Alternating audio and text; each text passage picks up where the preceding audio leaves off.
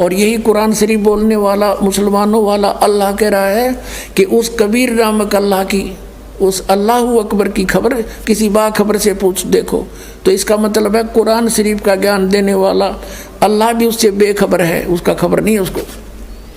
तो वो complete knowledge कैसे होगा? जो मुसलमान ये सोचा करते हैं हमारा सुप्रीम साधना है, तो अब है ये सब की सुप्रीम साधना जो दास आपको बता रहा है, और इसके करने से सबका मोक्ष होगा। उस समय इन बातों का दुख माना किसने? उन नकली गुरुओं, काजी और मुल्लाओं ने और ब्राह्मणों ने। परमात्मा उनको समझाया करते थे, सभी को अलग अलग से बताते थे, समझाते थे। क्या कहा करते थे कि नबी मोहम्मद नमस्कार है, राम रसूल कहाया, 1,80,000 को सौगंध जिन नहीं कर्ज चलाया। कबीर परमात्मा कहा करते थे कि तुम जिन महापुरुषों का नाम लेकर मांस खाते हो, गायें काटते हो, हत्याएं करते हो, मुर्गा काटते हो, बकरा काटते हो, भगवान ने कितना अच्छा आपको आहार दे रखा, काजू किस्मत सेब संतरे, और नहीं तो ये बाजरा ज्वार गेहूँ चने चावल कुछ भी खाओ, ये अड़ंगा क्यों खाते हो? तुम्हारे नबी ने, हजरत मोहम्मद ने कभी किसी की हिंसा नहीं की। कहते हैं वो तो आदरणीय महापुरुष थे। नबी मोहम्मद नमस्कार है, राम रसूल कहाया, और 1,80,000 को सौगंध जिन नहीं कर चलाया। हजरत मोहम्मद जी के 1,80,000 अनुयायी हुए थे जो कति पाक साफ थे। वो ब्याज तक भी नहीं लेते थे, जिहाद संघर्ष नहीं करते थे, किसी का कत्ल करना भी महापाप मानते थे। वो तो ऐसे महापुरुष थे। कहते हैं अरस कुरस पर अल्लाह तकत है, अरस कुरस पर आसमान के ऊपर अंतिम छोर पे अरस कुरस पर अल्लाह तकत है, भगवान का सिंहासन है, और खालिक बिन नहीं खाली, और वह पैगंबर पाक पुरुष थे साहिब के अब्दाली। जिन महापुरुषों की तुम आड़ लेकर दुनिया को भ्रमित कर रहे हो, मांस खिला रहे हो, पाप के भागी बना रहे हो, उन्होंने कभी मांस छुआ नहीं। कहते हैं हम मोहम्मद को वहाँ ले गए हो, कबीर साहब मिले थे उस प्यारी आत्मा हजरत मोहम्मद को, और उनको यहाँ एक मिनी सतलोक है परमात्मा का अलग से, जैसे राजदूत भवन होता है, तो वहाँ लेकर गए थे। तो वहाँ इसलिए रखते हैं जैसे जो आत्मा है यहाँ से ले गए वहाँ रख ली, अरे भी ये आ गया भक्ति युग, अब उसको जन्म दे देते हैं परमात्मा। अब ये छोटे छोटे बच्चे यहाँ लग रहे, बहुत पुण्यकर्मी प्राणी है जिनका आँख आड़ा खुला आकर के, ये हंस है, वो परमात्मा ने स्टॉक रखा यहाँ पर इस युग के लिए, इस समय के लिए। तो वहाँ ये कहते हैं इच्छा रूपी वहाँ नहीं रहे हो, उल्ट मोहम्मद महल पठाया, इस शरीर में वापस भेज दिया, और गुज बीरज एक कलमा लाया। कहते हैं उसने रोजा बंग नमाज दे रे, बिस्मल की नहीं बात कही रे। बताओ, उन्होंने वो ऊपर से जो आदेश लेकर आया था हजरत मोहम्मद, उसमें बिस्मल यानी गाय को काटना, मुर्गे को काटना, बकरे को काटना, इसको बिस्मिल बोलते हैं। ये कहते हैं रोजा बंग और नमाज बताई थी उसने। रोजा माने व्रत, बंग जैसे ऊंचे शोर में आवाज करना है, भगवान हमारी अर्ज सुनना, इसको बंग बोलते हैं। और 5 वक्त की नमाज। कहते सिर्फ इतना आदेश था हजरत मोहम्मद का, ये मांस खान का नहीं था। ये तो बाद में किसी फरिश्ते ने किसी में प्रवेश करके ये बकवाद गढ़ रखी है, उसने कभी नहीं कहा। जैसे हिंदू धर्म में कहीं देखिए किसी में भूत प्रवेश हो कहने का मैं बहरो बोलूँ हूँ, बकरा बनाओ, दारू पिलाओ, अब उसने शराब पिलावें और बकरा काटें, तो पाप शुरू करवा दिया। उस नालायक आत्मा जो भ्रमित है भूत, उसने नाश करवा दिया। ऐसे ही वहाँ अगर कहीं मांस खाने का प्रावधान है तो उन महापुरुषों का नहीं है ये किसी का।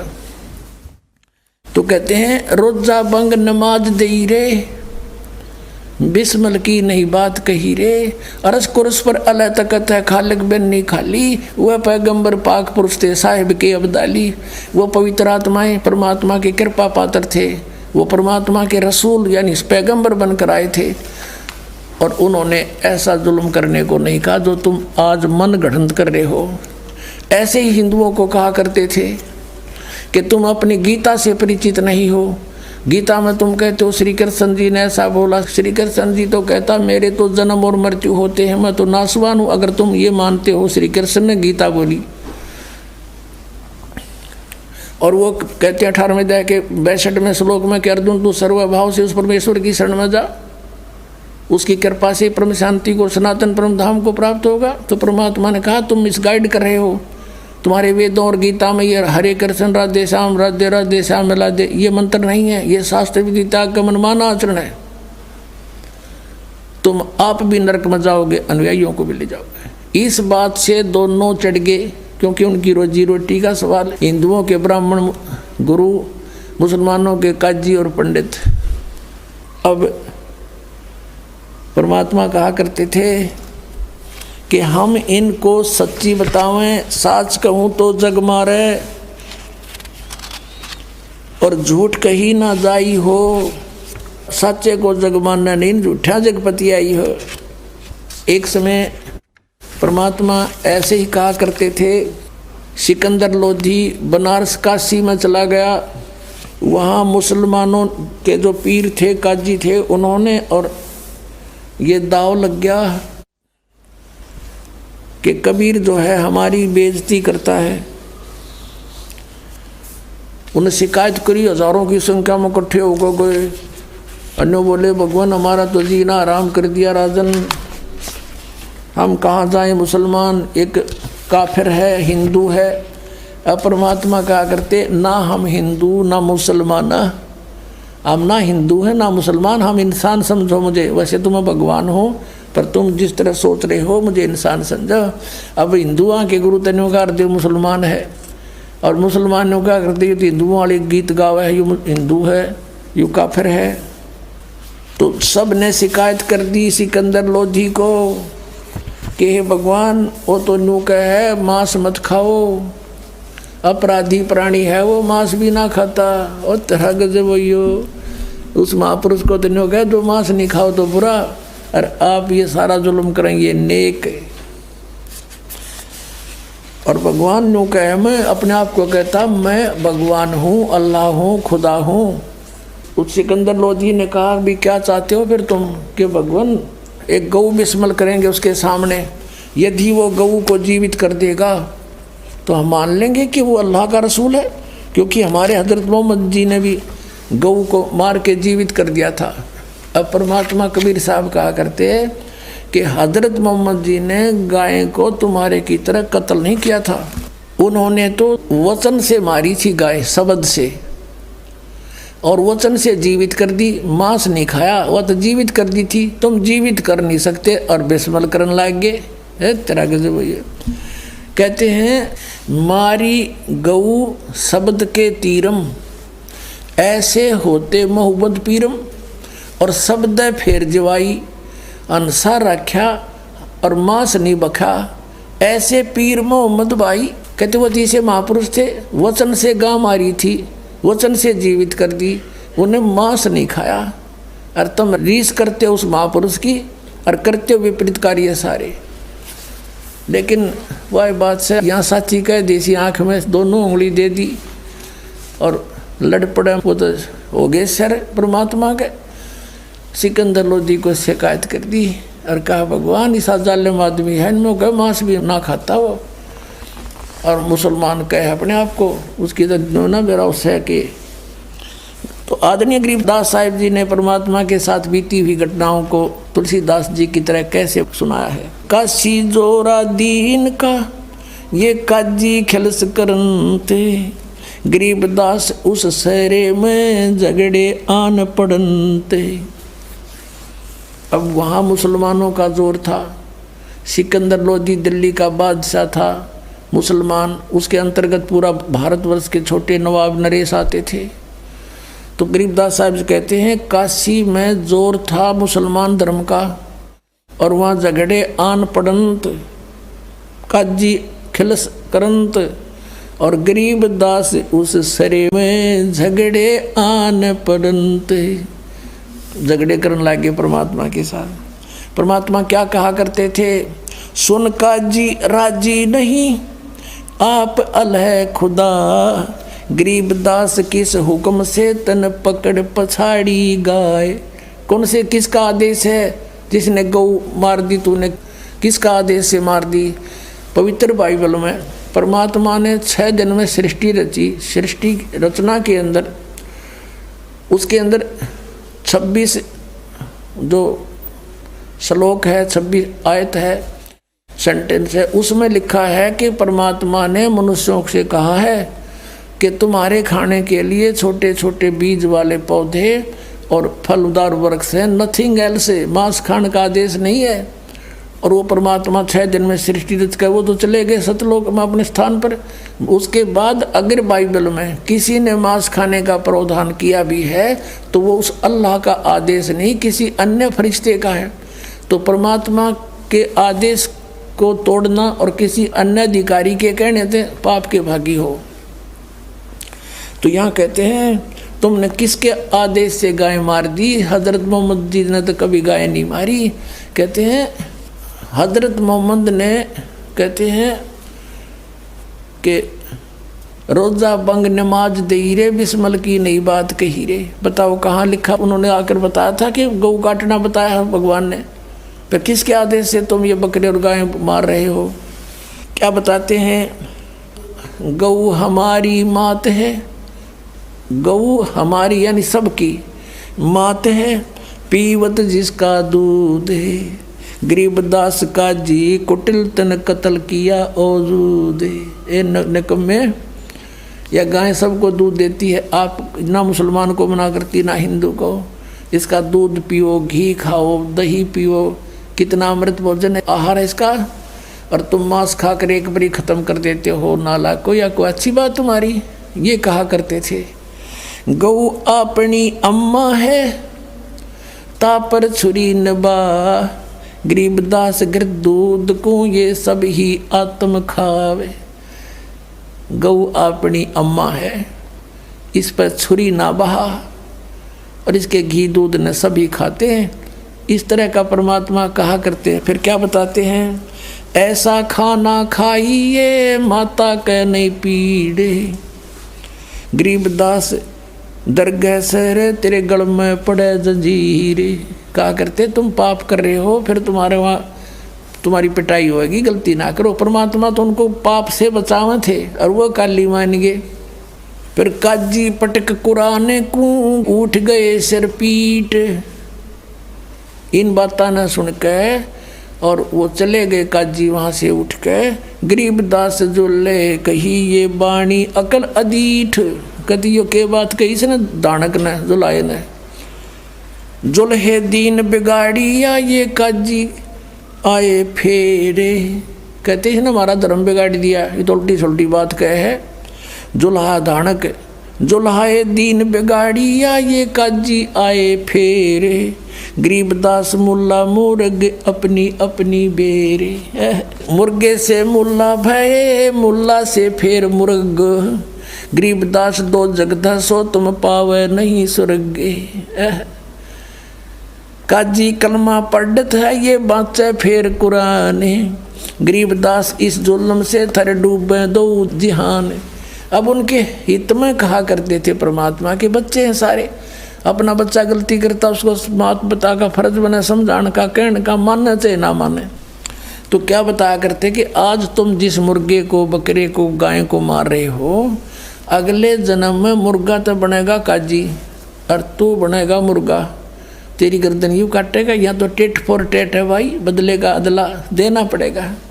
पर वो काली माने चौधर ठहरी, उनका थोड़ी सी वो मानना क्यों करे। अब क्या बताते हैं परमात्मा? दोनों दीन दया करो तुम मानो वचन हमारे। दोनों दीन, हिंदू और मुसलमान दोनों धर्म, तुम दया करो और मेरी बात न मान लो।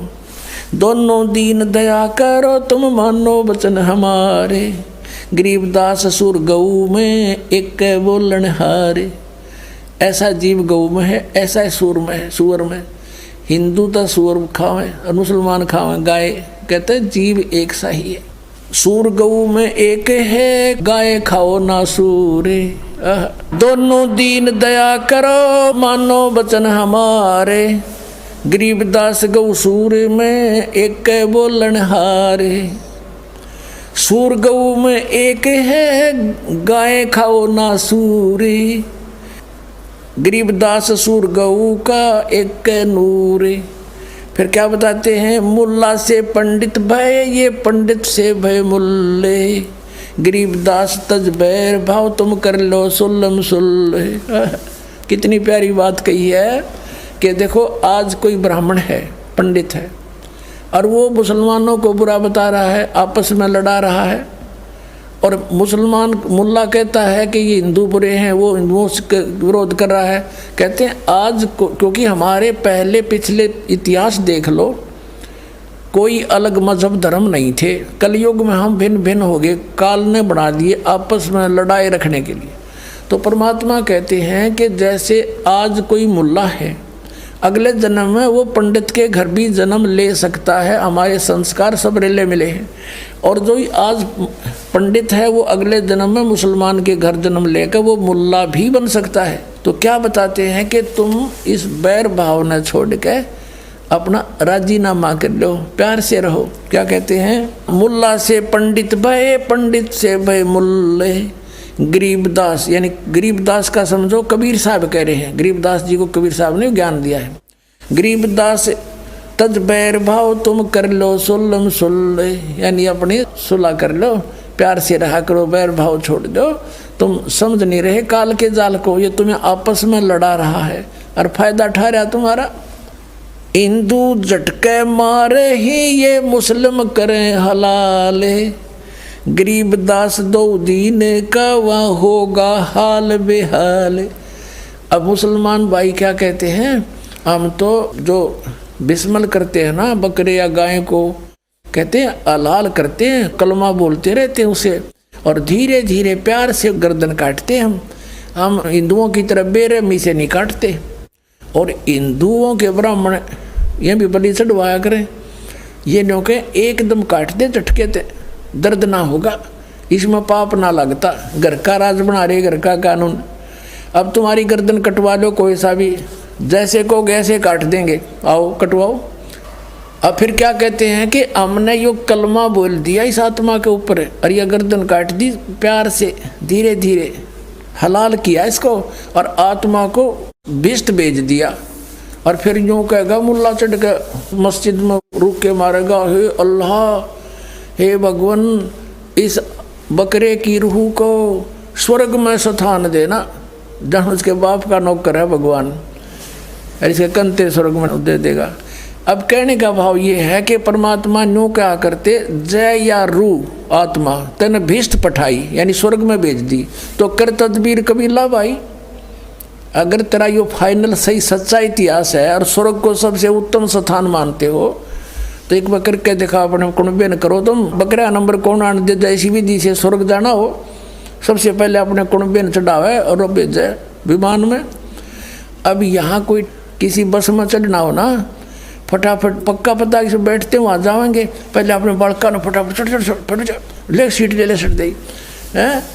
अरे उड़ा बकरा नंबर कौन आने दे बस में, ते मूर्ख बना रहे अपने को। परमात्मा कहा करते थे, जय या रूह तने भिष्ट पठाई स्वर्ग भेज दी, तो कर तदबीर कबीला भाई। परमात्मा कहा करते, एक मुल्ला मस्जिद में कुक है, एक तो ऊपर आवाज लगा रहा है, हे अल्लाहू अकबर, इसके वो देना स्वर्ग में सुथान देना। और एक मुल्ला मस्जिद में कुक है, एक पुकार है बोका, एक की गर्दन काटी जा रही है, वो कर रहा है। कहते इनमें कौन सा स्वर्ग में जागा, हमने लग गया धोखा। बकरा थोड़ा कट्टन लाग रहा और मुल्ला वहाँ शोर मचा रहा, इनमें से कौन सा स्वर्ग में जाएगा, कोई सा भी ना जा। हमने तो धोखा लगा कि ये धोखा है इनका, ये साधना ठीक नहीं है।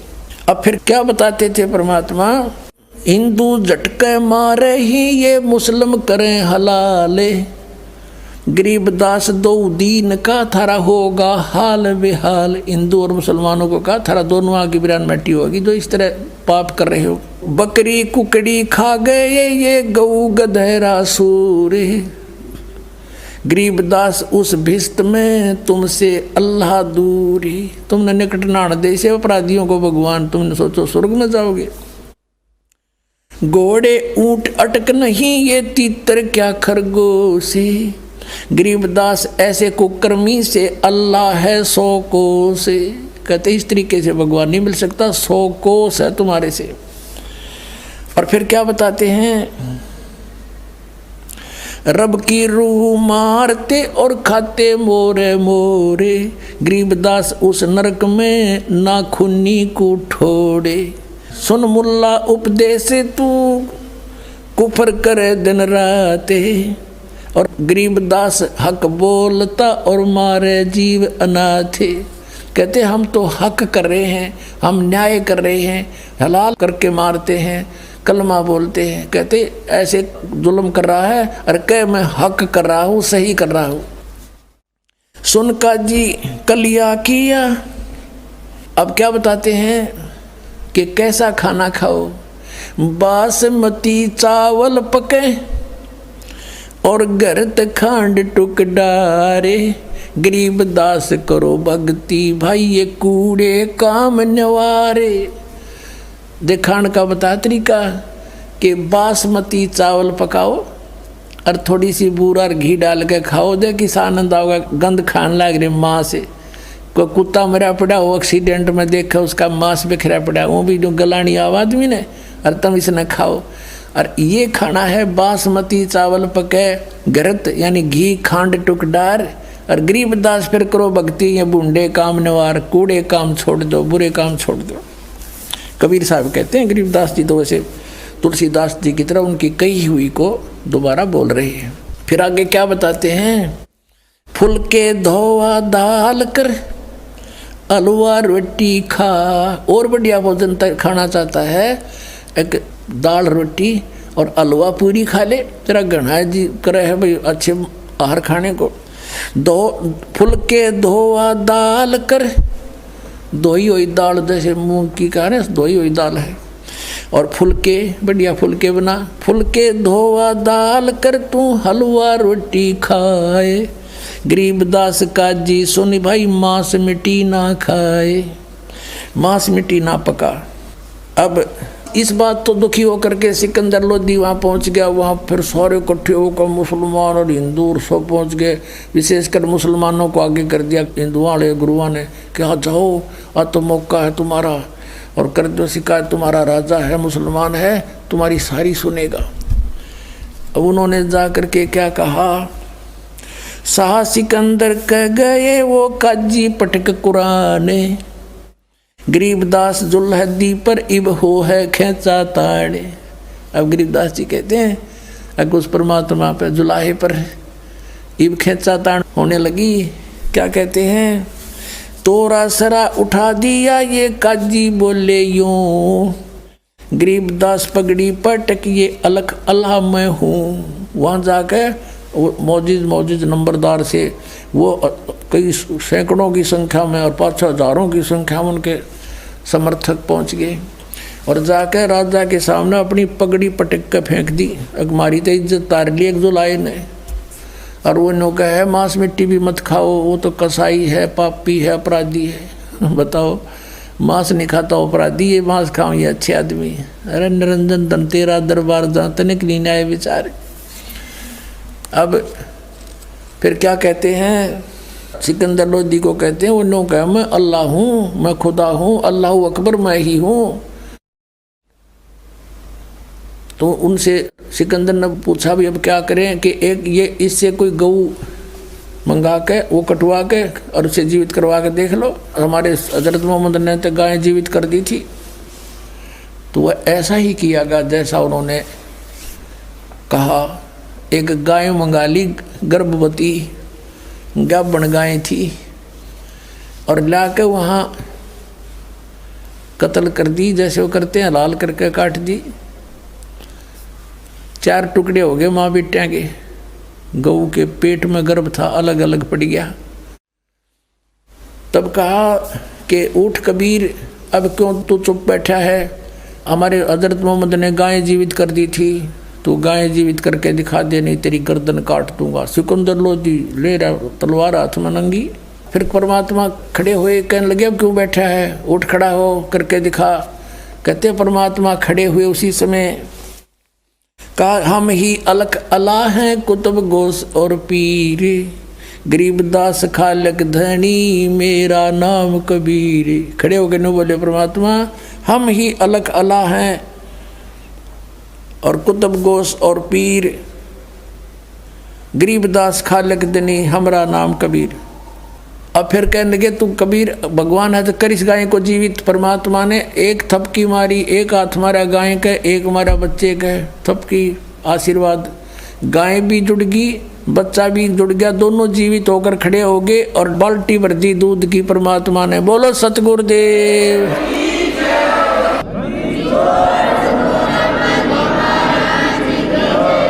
अब परमात्मा क्या कहते हैं, गरीबदास साहब जी कह रहे हैं शाह सिकंदर देख कर बहुत हुए मुस्कीने, गरीबदास उस सरे की अब थरके दोनों दीने। इसको देखकर जितने भी मुसलमान हिंदू इकट्ठे थे वो सारे कांपण लाग गए कि तो भाई कसूता पड़ा है, जो आम आदमी था। और सिकंदर लोधी कहते खड़े रहे जो खम्ब गति शाह सिकंदर लोटे। परमात्मा वहाँ खड़े हर सिकंदर लोधी ने जब ये देखा करामात दंडवत प्रणाम किया उस परमात्मा को। अब परमात्मा कहते हैं अगरम मगरम छाड़ दे मान हमारी सीख, गरीबदास कैसा से वो बंक डगर है लीक, काजी मुल्ला उठ गए वो सा कदम जदली ने, गरीबदास उस दुल्हदी की ना कोई सरवर की ने, काजी मुल्ला भग गए वो गातन पोतन ला दे, गरीबदास गति को लखे वो जुल्हा अगम अगा दे। अब कहते हैं काजी और मुल्ला हुआ रहे थे वो तो बाज गए, जब सिकंदर ने परमात्मा के चरण छुए और वो तो छोड़ कर भागे क्यों 20 का हो गया। कहते चले कबीर अस्थाने को पालकियों में बैठे। सिकंदर लोधी ने पालकी मंगवाई इस महापुरुष के लिए, परमात्मा के लिए। और पालकी हुआ करती जैसे पीछे देखा होगा ये पानी भरा करते, एक आगे भी मटका जैसे तराजू कैसी हुआ करती, पूरा लठ बांध कर कंधे उधर के ले जाया करते। ऐसे पालकियों में ले जाया जाता था। बीच में पालकी एक पालना सा लटका दिया करते, बढ़िया कक्ष बना के, आगे पीछे उसको आदमी उठाकर चलते थे। वो सबसे यानी VIP का जो है वही वाहन था वो, समझ लो। तो पालकी में बैठा कर परमात्मा को, कबीर जी को, और फिर उनके घर तक छोड़ने के लिए गए अपना आत्माओं। अब उन्होंने जब सब जगह सब तरह देख लिया कि तुम्हारी किसी तरह भी दाल नहीं गली, यो ज्ञान में आज्ञान देता नहीं, और इस तरह भी इसने ऐसी घटना कर दी। सिकंदर लोधी भी इसका साथी हो गया। तब उन्होंने एक और चाल चाली कि झूठी चिट्ठी लिख दो कि कबीर भंडारा करेगा और इसके पास खाने को कुछ होगा नहीं, और वो आओगे साधु महात्मा दूर दूर से, और ये कुछ उनको खिला नहीं सकेगा, और ये भाग जाएगा छोड़ के काशी ने, और हमारा पीछा छूटेगा, रोजी रोटी बनी रहेगी। ये काजी मुसलमानों के काजी और मुल्लाओं ने, हिंदुओं के ब्राह्मणों गुरुओं ऋषियों ने, संतों ने, सब ने मिलकर काशी वाला ने ये एक मीटिंग करी। तो ऐसा ही कर दिया, सब जगह चिट्ठी लिख दी साधु संतों के पास जितने भी डेरे थे, और लिख दिया कि 3 दिन शुद्ध देसी घी का, देसी घी होता था उस समय तो, और भंडारा चलेगा। एक असरफी मिलेगी प्रत्येक भोजन पर, एक दौर मिलेगी। दौर समझ लो ये बहुत बढ़िया कंबल आजकल का, ऐसी सबसे बढ़िया जो सर्दियों का कंबल होता था वो दोहर कहा करते थे उसको, बहुत कीमती होता था वो। एक दोहर और एक असरफी यानी 10 ग्राम सोना। 10 ग्राम सोना आज मेरे ख्याल में 30-40 हज़ार का हो रहा है, और वो एक टाइम के भोजन पर मिलेगा सबको। और वो लालची थे ये साधु संत, उन्होंने सारे चेले चाले सारे ले लिया, आखिरी चलो सब ने मिल लेंगे, दौर भी मिलेगी एक बार में, असर भी मिलेगी। उनका हेड जो गुरु था उसको पता था ये सारे चिल्लाड़े तन्ने मिलेंगे फिर ये, तो सबको ले गए। जैसे पहले बारात में गिलास रुपया मिला करता, तो छोटे छोटे बड़कान भी ले जाते कि क्या गिर नहीं मिलेगा। इस उद्देश्य से वो लोभी लालची आगे 18 लाख व्यक्ति इकट्ठे हो गए। परमात्मा हमें शिक्षा देना चाहते हैं कि तुम भगवान से इतना मांगा करो, ज़्यादा मत मांगो। ज़्यादा तो फिजूल है, अपने भी कर्म बिगाड़ो और यहाँ आस्था रह जाएगी। कहते साईं इतना दीजिए जिसमें कुटुंब समावे, हम भी भूखे ना रहे, अतिथि ना भूखा जावे।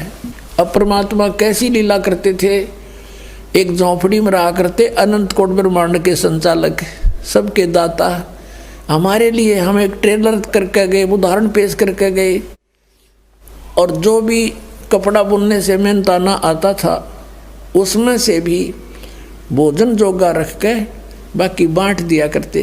रिक्वायरमेंट अपनी फैमिली का रख के बाकी बांट दिया करते। परमात्मा की फैमिली कोई अपना नहीं थी। एक लड़का मरा, जीवित किया था एक लड़की, और 2 मुँह बोले माता पिता जो उनको लहर तारा तालाब से उठा के ले गए थे। ये 5 सदस्य थे। उनके लिए जो भी आवश्यक होता वो रख लेते, बाकी का धर्म कर देते थे। भक्तों को बुलाते, सत्संग करते और भंडारा कर देते थे।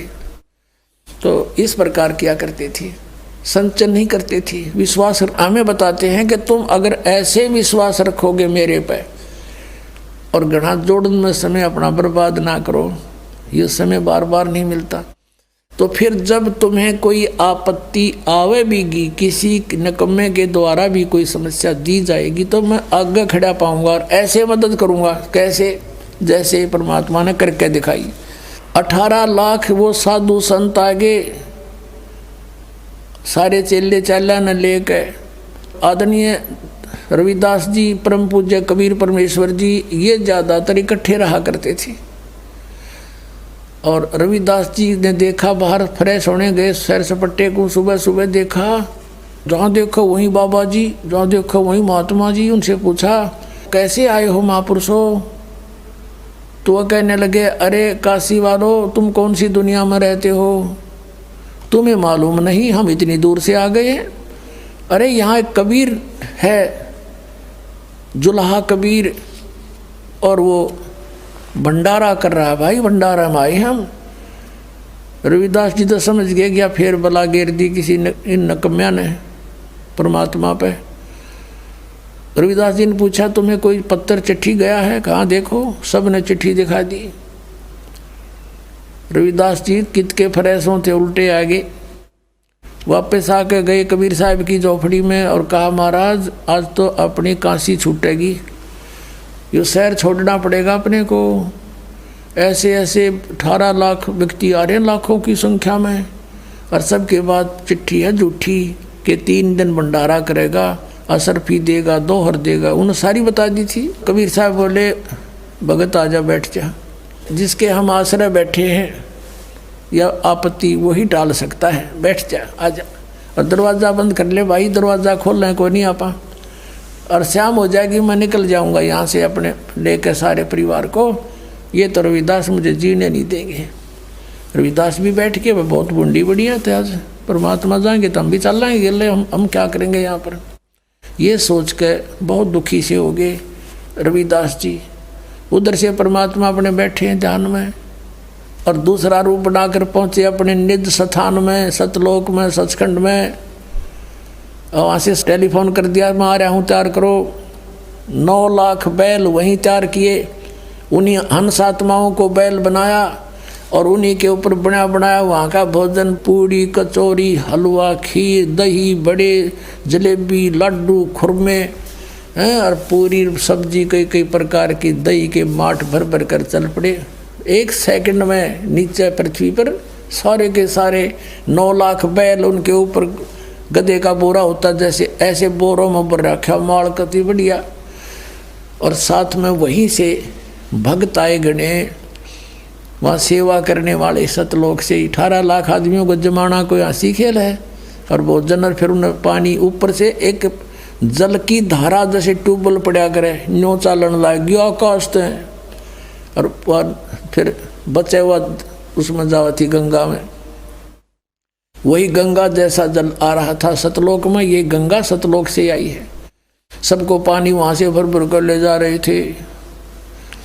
अब क्या हुआ, सिकंदर लोधी के पास भी चिट्ठी गेर दी न कि आज पता लगेगा। उसने शेख तकी एक उनका धार्मिक गुरु था, उनकी सबकी मिलकर ये एक मीटिंग से काम हुआ था। अब सिकंदर लोधी दिल्ली का बादशाह के पास भी चिट्ठी पहुंच गई। शेख तकी ने कहा जी आपका न्योता आया है, आपके गुरुजी बुला रहे हैं, चलोगे? अब सिकंदर लोधी बोला जी गुरुजी बुला रहे हैं तो मैं क्यों ना चलूँगा, अवश्य जाऊँगा। अब सिकंदर लोधी के गुरुजी कैसे बने थे ये लंबी कहानी है, कल बताएंगे, अभी सिंपल इतना ही कहें। तो सिकंदर लोधी हाथी पर बैठ कर काशी की तरफ प्रस्थान करा। हजारों की संख्या में सैनिक बॉडीगार्ड ले लिए, शेख तकी साथ में। आज पता चलेगा इसका, ये क्या हड़ताल ला रहा है तो खुद आ रहा है, आज वो मिलेगा ही नहीं इसको। अब वहाँ कर देखा, क्या देखा शेख तकी ने और सिकंदर लोधी ने कि उधर से परमात्मा दूसरा रूप धारण करके एक केसो बंजारा बनके। बंजारा कौन होता था?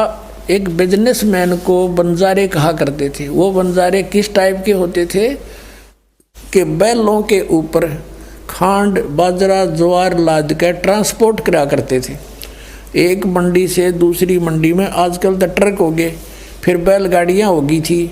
उससे पहले केवल बैलों के ऊपर सामान रख कर ले जाते थे। 100 200 200 400 बैल इकट्ठे लाइन पंक्तियों में ले जाया करते थे। रास्ते थे नहीं, यही ट्रांसपोर्ट का साधन था।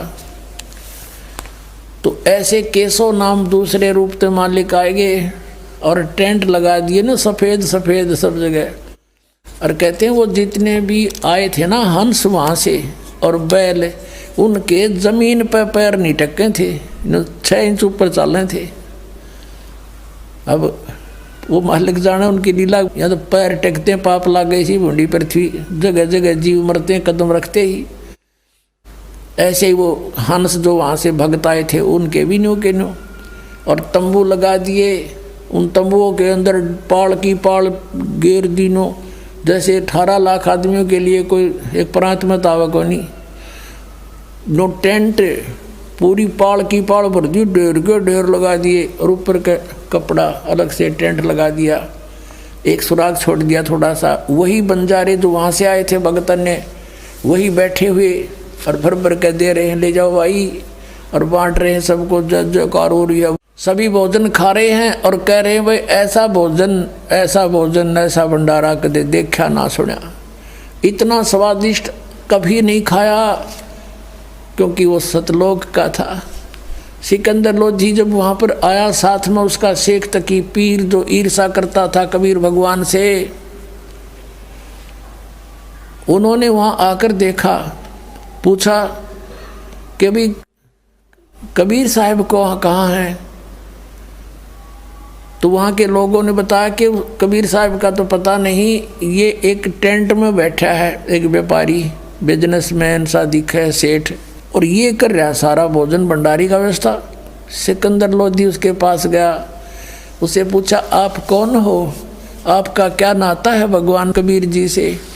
केसो रूप में खड़े बंजारे ने कहा कि राजन, वो कबीर जी मेरे पगड़ी बदलियार हैं, मेरे धर्म भाई हैं, और उनकी चिट्ठी गई थी मेरे पास कि एक छोटा सा भंडारा है, कुछ सामान लेते आइएगा।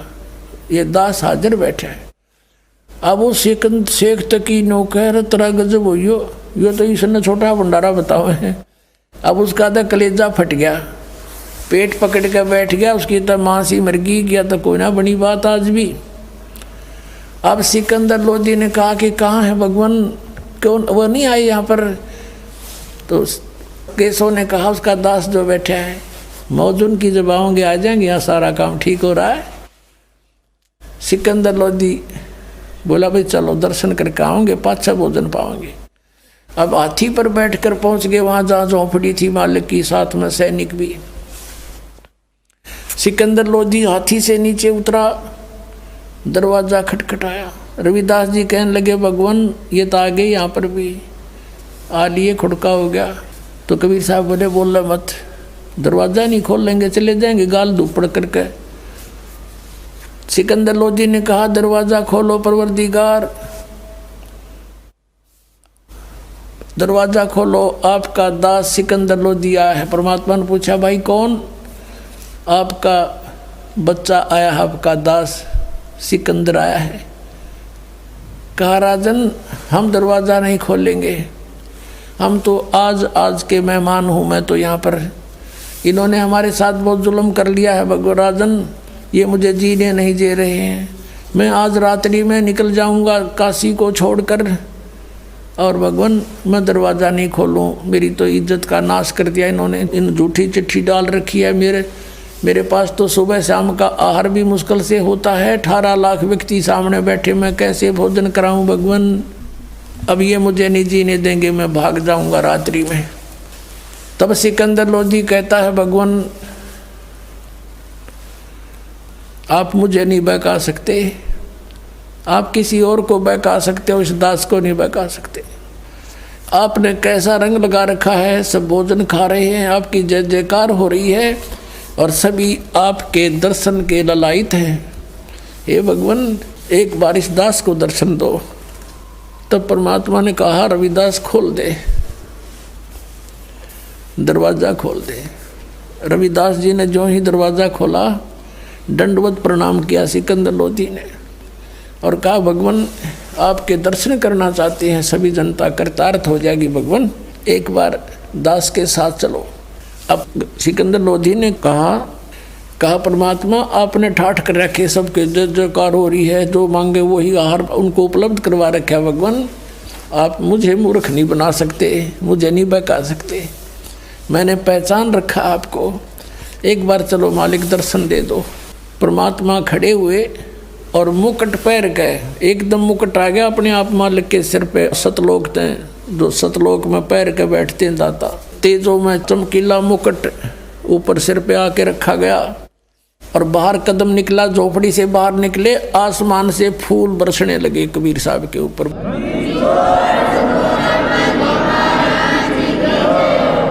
रविदास जी उनके ऊपर चवर करने लगे। सिकंदर लोधी ने कहा, भक्त दास को सेवा दे दो, आप तो रोज ही सेवा लूटते हो।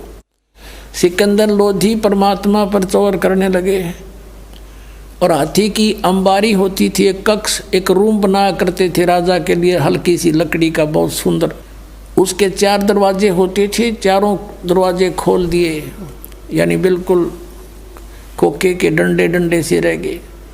और रविदास जी को, कबीर साहब को अपने साथ हाथी पर बैठा लिया। कबीर साहब पर राजा बैठा बैठा चंवर कर रहा हाथी के ऊपर, और हाथी गली से आ रहा है वहीं जहाँ पर भंडारा हो रहा है।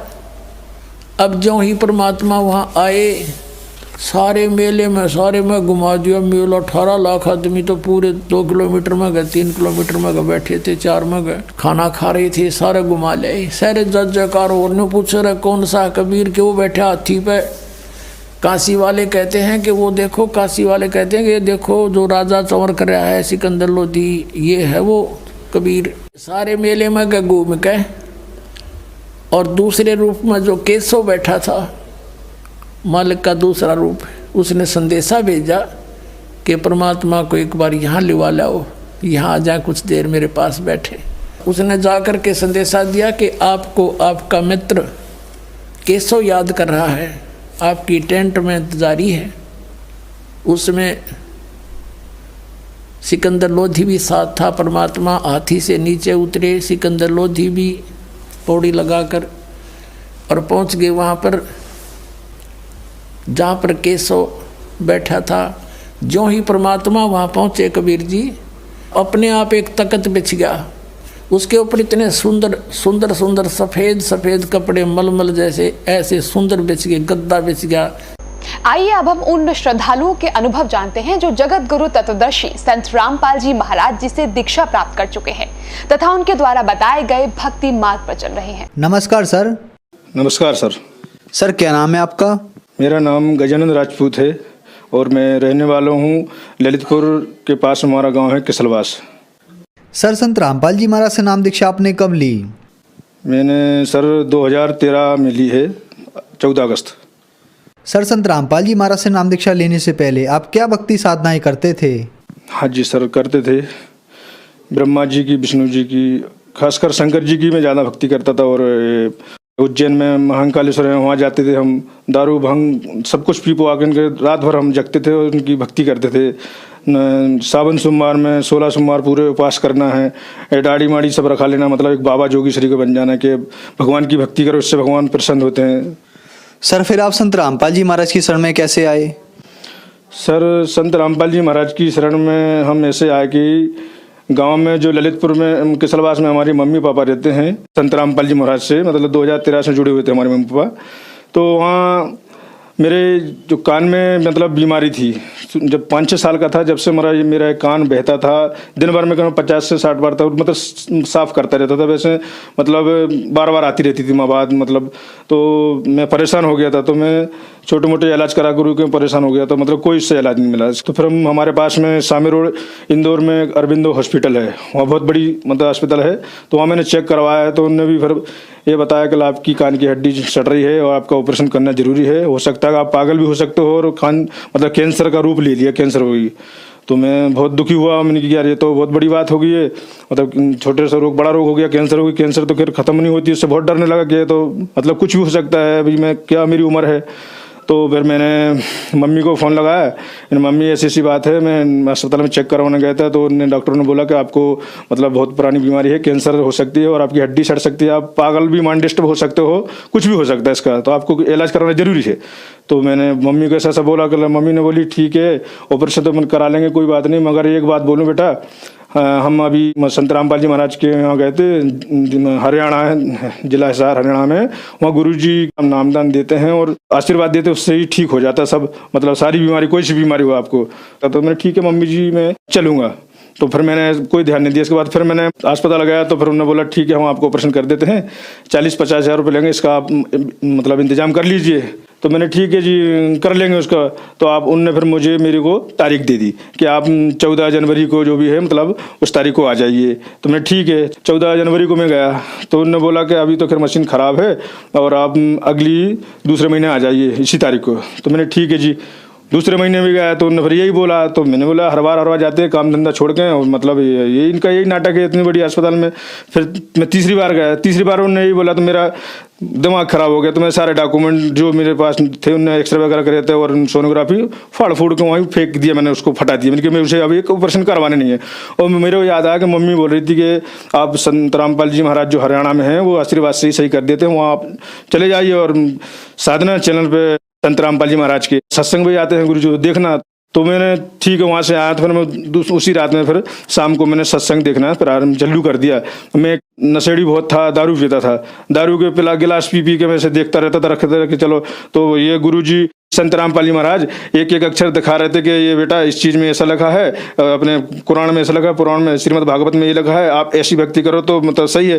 देखते देखते फिर मेरे को लगा कि यार ये चीज़ तो सही लग रही कि जो अपन जैसे किताब में पढ़ते हैं कि ये क्या चीज़ लिखी है, अनार का लिखा है, आम का लिखा है, इमली का, तो वही बराबर गुरुजी मतलब संत रामपाल जी महाराज दिखा रहा है। तो मेरे को धीरे धीरे वो ज्ञान अच्छा लगने लग गया। तो मैं रोज़ आता था शाम को और दारू पीता था और वो देखता था। मैं देखते तो बहुत अच्छा लगता था। देखते देखते फिर मुझको क्या हुआ कि ये कान जो मेरा बहता था, तो वो कान की मवाद धीरे धीरे बहना बंद हो गया, धीरे धीरे सूखना चालू हो गया। तो मैंने सोचा यार ये चमत्कार क्या हो रहा है। अभी तो मैंने ये संत रामपाल जी महाराज से नाम ही नहीं लिया और सिर्फ सत्संग देखते देखते मेरी कान की मवाद सूखने लग गई है। तो मैंने कहा कुछ तो है गुरुजी में यार, कुछ मतलब सच्चाई बता रहे हैं। तो फिर मैंने बरवाला आश्रम गए। इसके बाद में हमने संत रामपाल जी महाराज से नाम दीक्षा ली।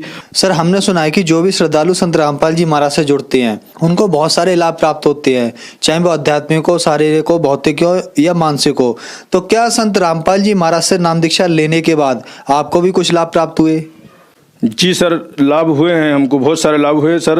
लाभ तो इतने हुए कि सर हम आपको बताएं तो सुबह से शाम हो जाए, शाम से सुबह हो जाए, उस गुरुजी के लाभ गिना नहीं सकते, अनगिनते लाभ हैं।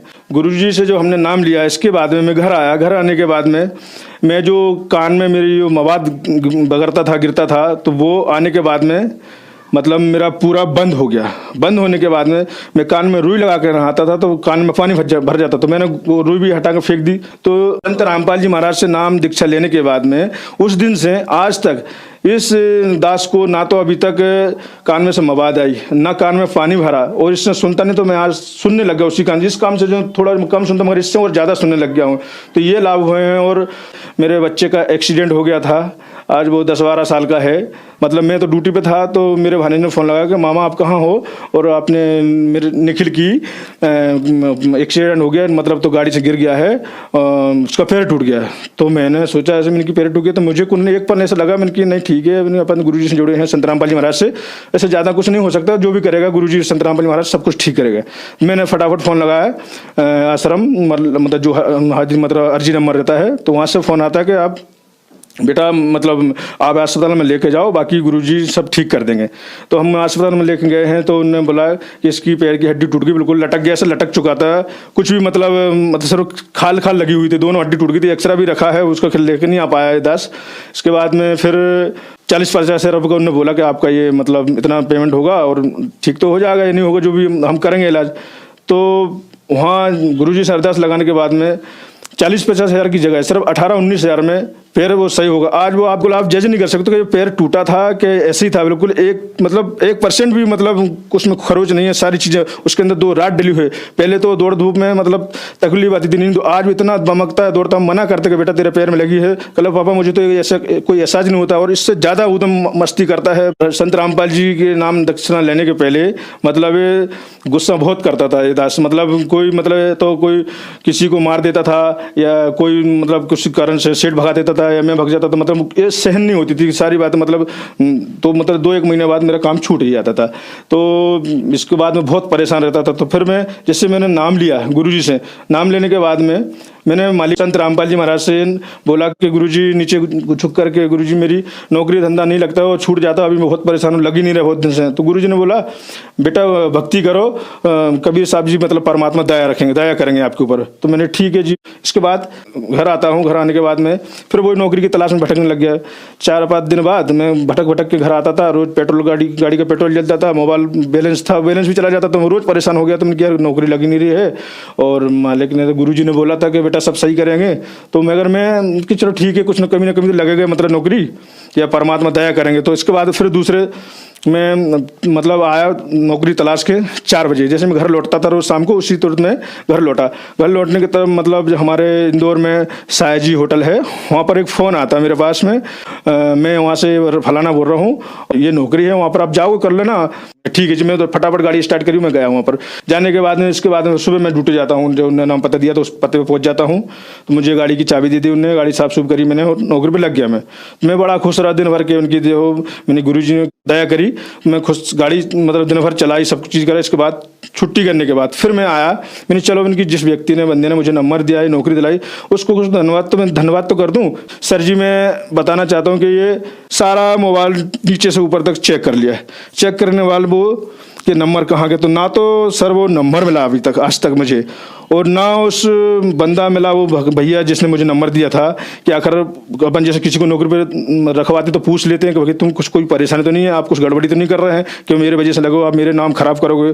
तो ना उस भैया का फ़ोन आया अभी तक, ना मतलब उसको चेहरा दिखा अभी तक मिला वो, ना फ़ोन नंबर मिला। तो मैं समझ गया कि मेरे सदगुरु संत रामपाल जी महाराज ने दया करी, परमात्मा ने बोला भी था, मेरे को याद आ गई कि भक्ति करो बेटा, परमात्मा गुरुजी दया करेंगे, मतलब कबीर साहब मालिक दया करेंगे। उस दिन से 4-5 साल हो गई मुझे, जब से आज तक ना तो वो नौकरी छूटी और ना ऐसी मतलब कोई मेरी सेठ से झगड़ा हुआ ना मेरा हुआ। आज वो सेठ इतना ख़राब है कि कोई उसके पास रुक नहीं सकता। सेठ ने खुद बोला था कि राजपूत जी आप एक पहले ड्राइवर हो कि मेरे आप पास में नौकरी कर रहे हो, नहीं इतने सारे ऐसे ड्राइवर लोग आए कि मेरे पास कोई नहीं रुका है। गाड़ी के टार लेके मतलब खींच खाँच के बेच के चले गए, दारू बेवड़े आते थे, मैं किसी के पास नहीं, किसी को नहीं मतलब मेरे पास रुक पाया। और वो जितने भी मतलब बिल्डिंग में रहते हैं वो सब मुझे बोलते थे कि राजपूत जी आप रखे, इनके पास तो कोई ड्राइवर नहीं टिकता थे, तो बहुत ख़राब सेठ है, आप कैसे रुक गया। तो मैंने कि यार मेरी नहीं, उस परमात्मा सदगुरु संत रामपाल जी महाराज की दया है कि उसकी वजह से मैं रुका हूँ। और 2018 में जनवरी को मतलब मैं जा रहा था ड्यूटी, क्योंकि मैं ड्यूटी थोड़ा लेट हो गया था, गाड़ी में स्पीड से चला रहा था मोटरसाइकिल। तो एक आगे से एक ट्रक आ रहा था, आइसर स्पीड में। तो अब उसने रिक्शा वाले ने साइड में से उसको काटा, उसको साइड दी। तो मैंने सोचा ये तो करते रहता है, अच्छा बहुत देर से मैं वो करता रहा। तो मैंने स्पीड कम नहीं करी गाड़ी की, और जैसे ही मैंने रिक्शा इधर गया मैंने आगे बढ़ाई गाड़ी। सर जी आप यकीन नहीं करोगे, इतनी स्पीड में आइसर आ रही थी और रिक्शा जैसे हटा वैसे मेरी गाड़ी स्पीड में गई।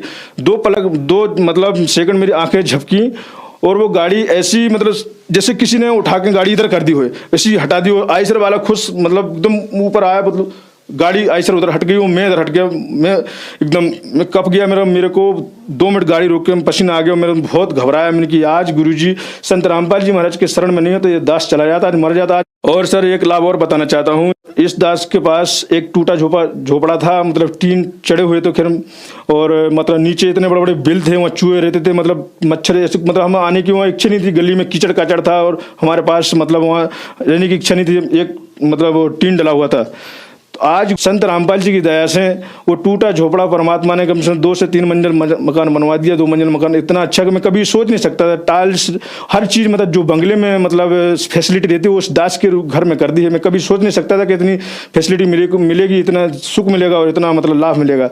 तो मैं मालिक की बहुत बहुत मतलब के इस परमात्मा सतगुरु संत रामपाल जी महाराज के चरणों में आने से मतलब इतने लाभ मिले हैं।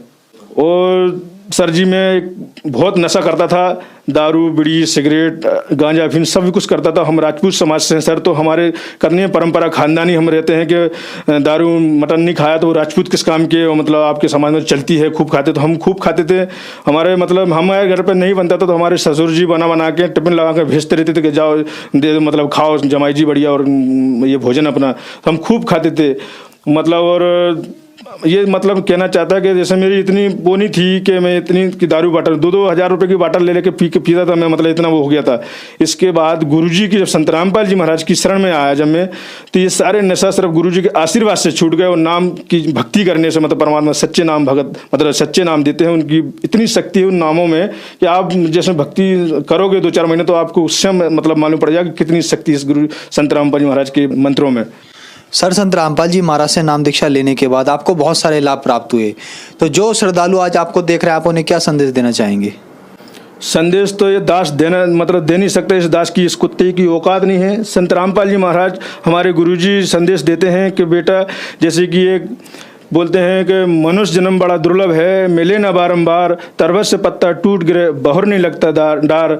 तो इसलिए मेरी तो करबद्ध प्रार्थना है, हाथ जोड़ के प्रार्थना करना चाहता हूँ जगत वालों से और भगत वालों से, खासकर उन भाई बहनों से जो अंत पंथों में जुड़े हुए हैं, जय गुरुदेव धन सतगुरु दामा खेड़ा वाले कुछ भी, मतलब उनसे खासकर प्रार्थना है कि एक बार जरूर हमारे सतगुरु संत रामपाल जी महाराज के ग्रंथ उनको पढ़िए, समझिए कि चीज़ क्या लिखी है। आप समझने के बाद आप आओ, अच्छा लगे मतलब ज्ञान तो आप ग्रहण करिए। टीवी पे सत्संग आते हैं संत रामपाल जी महाराज के, सत्संग चालू करके देख लीजिए कि क्या बता रहा है। आखिर 2 मिनट आपको थोड़ा सा बुरा लगेगा, इसके बाद में आपको समझ में आ जाएगा, तो सारी चीज़ें अपने आप आपको अच्छी लगने लगी, सब त्याग दोगे। तो हमारी यही प्रार्थना है इस दास की कि आप जरूर सुनिए संत रामपाल जी महाराज के सत्संग, किताब पढ़िए। सर संत रामपाल जी महाराज से नाम दीक्षा कैसे ले सकते हैं? संत रामपाल जी महाराज से नाम दीक्षा ले सकते हैं ऐसे कि कई सारे चैनलों में मतलब सत्संग आ रहा है गुरुजी को, उस पर एक पीली पट्टी आती है सामने से, उस पर नंबर डले रहते हैं। तो उस नंबर पे फ़ोन लगाइए। आप फ़ोन लगाओगे ना तो जो भी जहाँ भी आप रहते हो नज़दीकी वहाँ के मतलब सेवादार को फ़ोन पहुँचेगा और संत रामपाल जी महाराज से आप नाम दीक्षा ले सकते हो और अपने जीवन का कल्याण कर सकते हो। धन्यवाद सर।